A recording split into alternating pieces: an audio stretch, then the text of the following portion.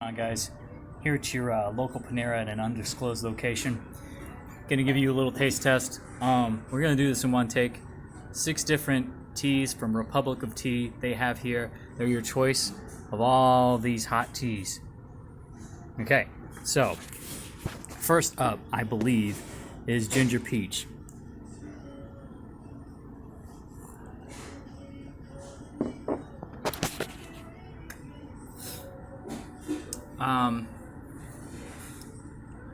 Man, it's interesting.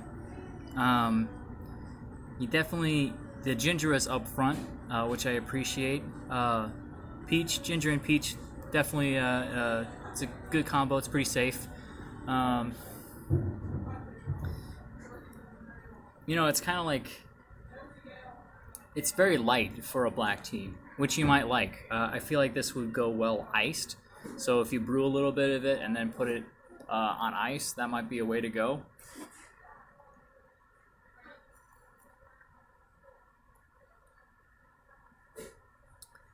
I think this may be a Ceylon, the actual tea. It's hard to tell, and that's kind of a minus for me. Um, I would like to know what tea I'm drinking, as far as the actual blend or the origin of the leaf. So you have to detract a couple points for that, but overall, pretty safe bet if you're looking for a black tea. Could go hot, could go cold. I give it a B minus, maybe flat B. Thank goodness I have water to at least try to cleanse my palate before or in between teas. Okay, so up next is the mango Ceylon, and you can tell. Now here's the thing. So you can see the body of this. It's a bit darker. You come over here and you look at this. Look how red that is. That's a dead giveaway for a Ceylon, if you didn't know.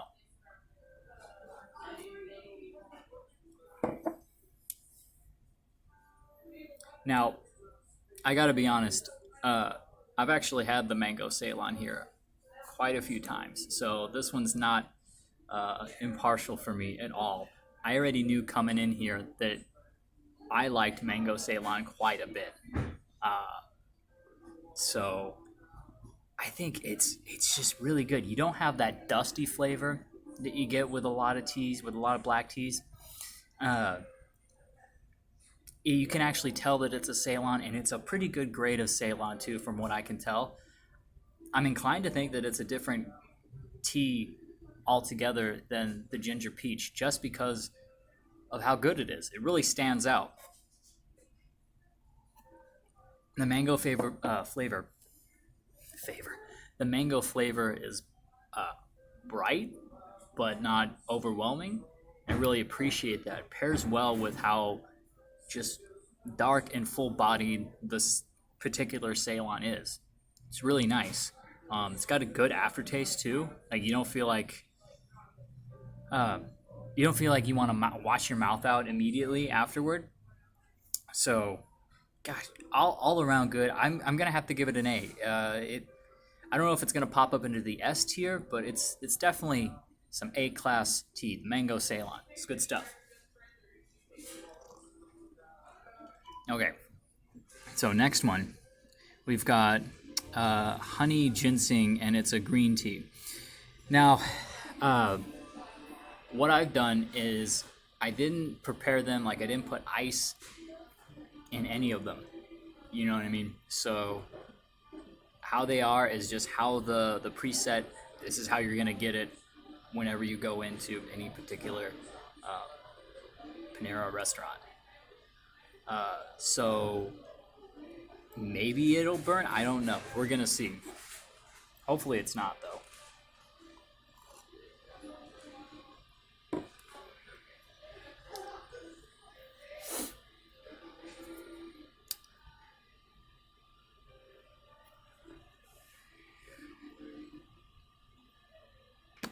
Pretty good.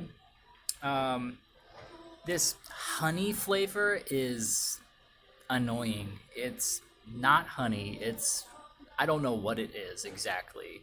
Maybe honey crystals. Um, it seems like a really cheap grade honey. Yeah, I gotta tell you, this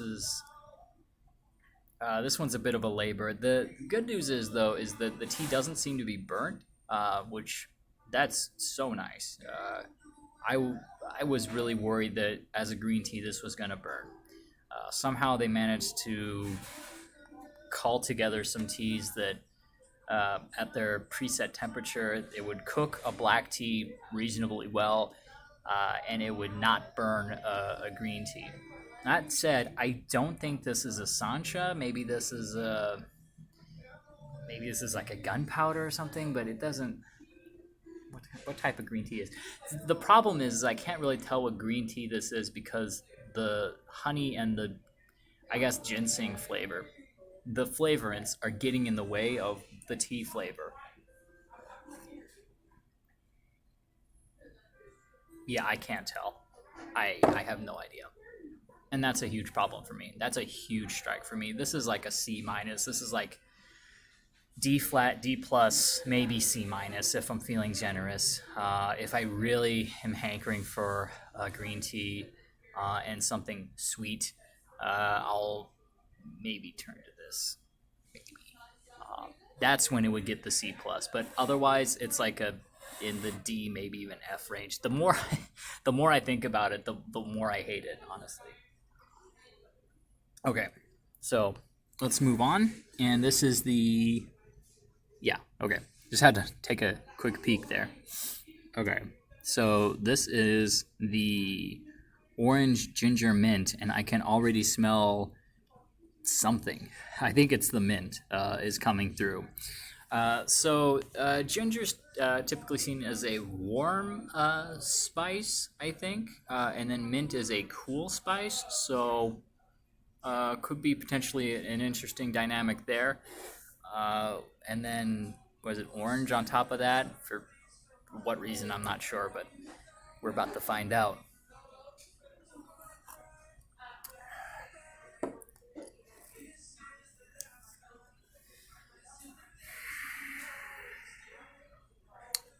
Okay, so I'm thinking the ginger and the mint are the base for this thing, and then the orange kind of lays on top. That's what's kind of presenting itself to me.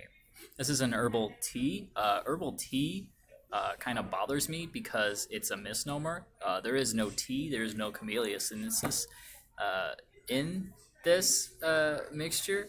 There's like if you get like an herbal tea and it's like hibiscus, whatever. That's a soapbox for another day. Point is, there's no actual tea leaves in these, as far as I know. So I guess that's something I don't have to worry about, right? So if you're looking for something that's caffeine free, this is okay. It's got this annoying quality about it. The more I drink it and the more I notice it too, is it's got this dustiness. And again, this could be because I'm drinking a lot of teas back to back to back, but I really feel it here more than the others. Is this dustiness, this dryness that's kind of just caking onto like the back of my tongue, and it makes it harder to tolerate. It's a bit inconvenient. This This tea, I think, loses a little versatility. I would not drink this iced. I think it's only a hot tea kind of thing. Let me take another sip.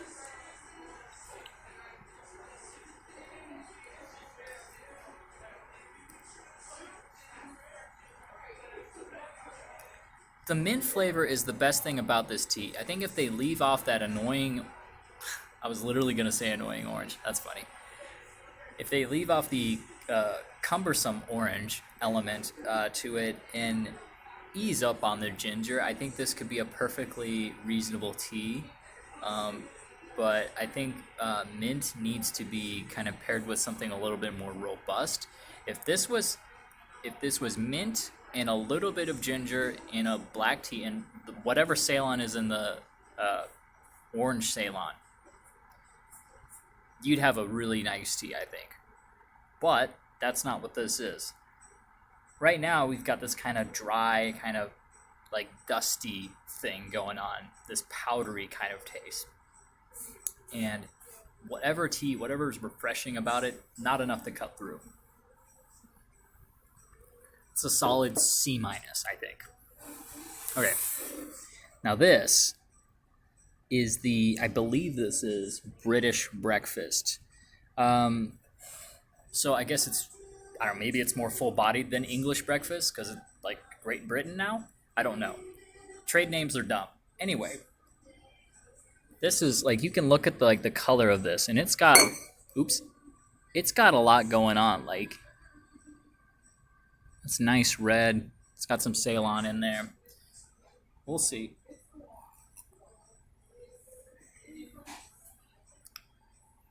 Yeah, I can definitely tell that this is English breakfast because it's like if an Earl Grey just didn't have the bergamot. If Earl Grey was just not as good, didn't have a whole lot of interest going on.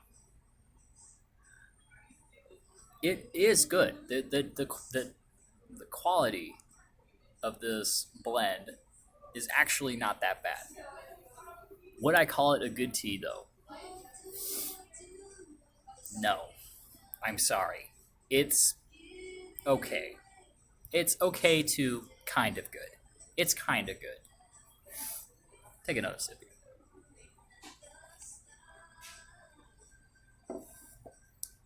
Oh, yeah. Oh.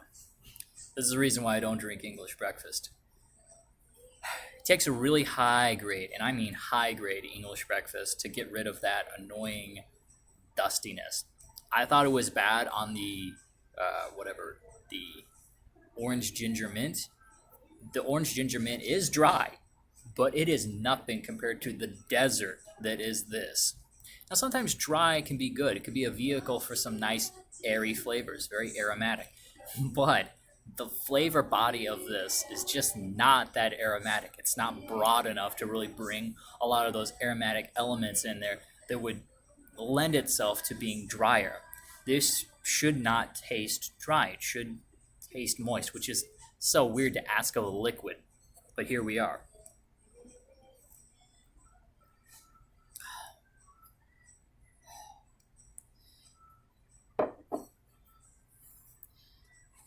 It's okay. The rating. C minus. Because I know some people like that, and it has that stout appeal to it, which I do like despite myself. Now, take a sip here.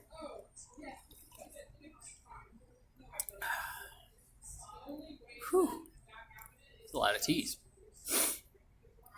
Okay, so now we have the Earl Grey. Now, Earl Grey has a place in my heart. I love the way the bergamot plays with it. I used to, it was like how I kind of got into like the fancy teas. When I was a kid, it was the fancy tea. Ooh, Earl Grey, right? And obviously, I've evolved since then, but it was kind of the first tea that I remember drinking that was not normal tea. It wasn't just the tea that you get that's like, Lipton or Brisk or whatever. That's just regular black or red tea. So we'll see if this stacks up to my memories of what a proper Earl Grey should be.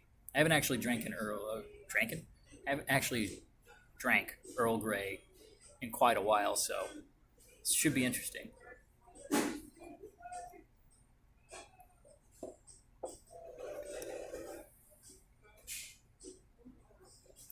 It's smooth. The bergamot just really, it's like I said, English breakfast is like Earl Grey without the bergamot, and that's huge. Just a few drops of that bergamot oil in there just transforms everything. It smooths over that gross, dusty thing that goes on, makes everything taste much more smooth, much more fluid, and the flavors find their vehicle in that, where they would normally find their way in like a dry flavor. that's just not the flavor profile that's in an Earl Grey or a British breakfast or English breakfast. So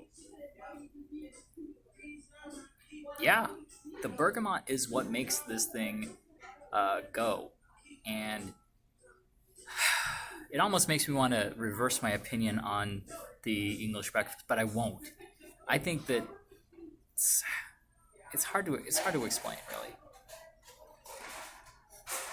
And it's so much more aromatic when you're diving in for that sip. You get a nice whiff of that those oils and everything coming together very nicely. It's got a good it's got a good color to it. It's got a good red to it. Overall, just a much better tea than the English breakfast. As far as black teas go, you know, pretty okay. I think I would put it right behind the ginger peach, which I didn't see myself saying. Actually, you know what? No, I like it better than the ginger peach. I like it better than the ginger peach because of one reason. You can actually taste the tea in this. The ginger peach, it's a little bit, pardon me, it's a little bit,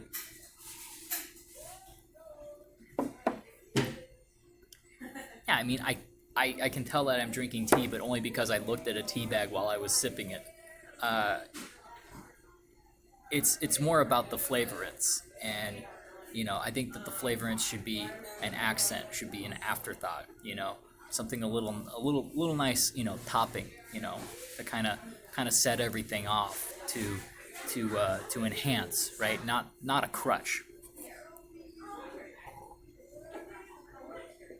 Oh yeah, this is like if you people could take notes from the way that an Earl Grey is put together.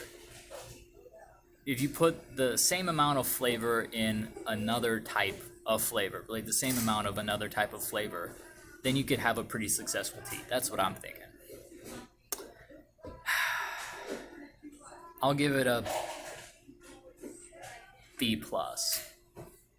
Yeah, and I'm being a little generous, but I'll give it a B plus. Overall, nothing got above an A, but nothing got an F either. Even the green tea, which I really didn't like. Yeah, not bad. Some of these, like the mango Ceylon, not orange Ceylon, mango Ceylon, have a nice potential to be a cold tea, which I appreciate. You got to have versatility. Um, that's something I didn't know until today. Yeah, I appreciate that. Well, I think that's gonna do it. I'm gonna go dump these out because that was a lot of tea. Um, yeah, do the big three, and I'll see you around.